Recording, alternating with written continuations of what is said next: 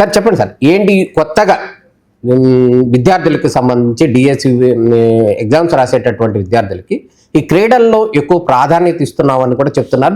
దాని అర్థం ఏంటి సార్? దేనికోసం ఈ ప్రాధాన్యత ఇస్తున్నారు? మొట్టమొదటిగా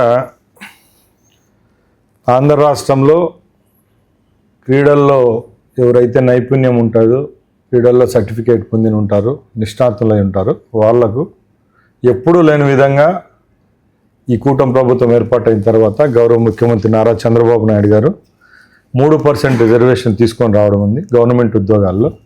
దానిలో భాగంగానే మొట్టమొదటిగా రేపు నెలలో జరగబోయే డిఎస్సి అనుకోండి, అంటే మొట్టమొదటిగా చెప్తున్నా, దానిలో 3% రిజర్వేషన్ అమలు చేసే విధంగా ఈరోజు నోటిఫికేషన్ ఇవ్వడం జరిగింది.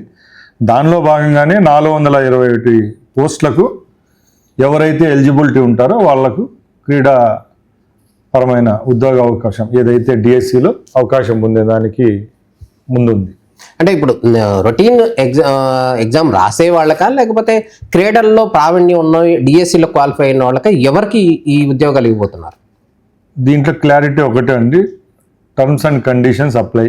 ఓకే, 3% డిఎస్సీలు అంటే ఒకటి గుర్తుపెట్టుకోవాలా, ఎవరైతే టెట్ క్వాలిఫై అయ్యి ఎవరైతే అన్ని ఎలిజిబిలిటీలు ఉండి ఈ క్రీడా సర్టిఫికెట్లు ఎవరైతే పొంది ఉంటారో, నేషనల్ ఇంటర్నేషనల్ గేమ్స్ అయితేనే అలాగే డిస్ట్రిక్ట్ కాంపిటీషన్స్లో ఎవరికైతే పథకాలు సాధించి సర్టిఫికెట్స్ పొంది ఉంటారో వాళ్ళకి మాత్రమే దీంట్లో ఎలిజిబిలిటీ ఉంటుంది.